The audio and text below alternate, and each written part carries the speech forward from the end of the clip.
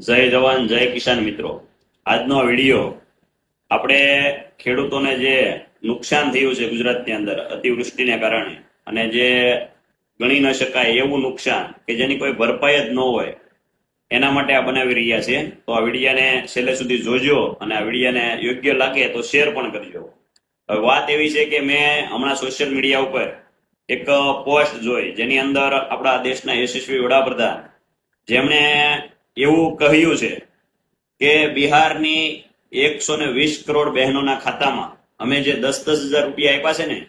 ત્યાંથી અમે અટકવાના નથી। હજી પણ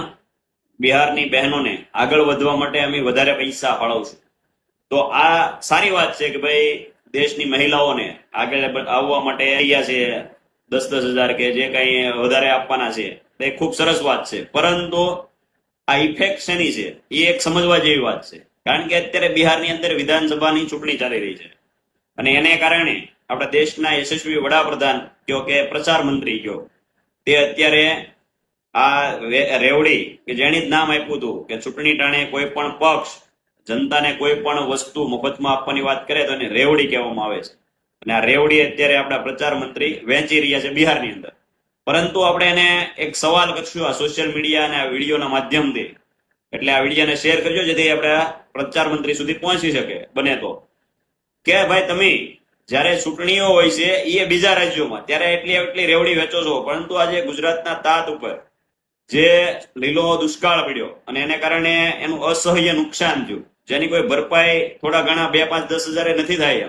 છતાં પણ તમે આજે 6/11/2025 થવા છતાં કેમ કોઈ પેકેજ જાહેર ના કર્યું અને કેમ જગતના તાતના ખાતામાં કોઈ સન્માન રાશિ આપી નહીં?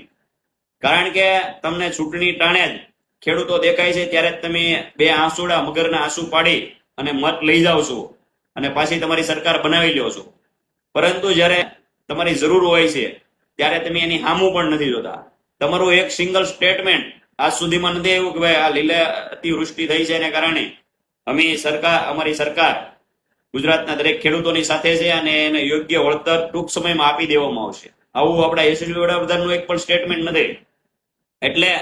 આપણી હવે જનતાએ જાગવાની જરૂર છે, કારણ કે જે સરકારને આપણે 30 વર્ષથી છેલ્લેથી આપણે બેહારી રાખી છે, જે સરપંચથી લઈને સંસદ સુધી આપણે પહોંચાડી છે અને પૂરી બહુમતી સાથે પહોંચાડી છે, જેને કોઈ નિર્ણય લેવા માટે કોઈને પૂછવું ન પડે, પરંતુ આ સરકાર ખાલી ઉદ્યોગપતિઓ અને બીજા રાજ્યોની અંદર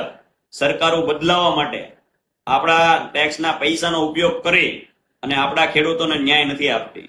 એટલે આનો જવાબ ગુજરાતની જનતા આવનારી ચૂંટણીઓમાં આપશે,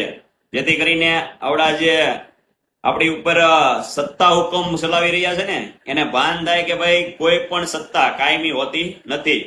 એટલે આ વિડીયોને તમને જો યોગ્ય લાગ્યો શેર કરજો। જય જવાન જય કિસાન મિત્રો।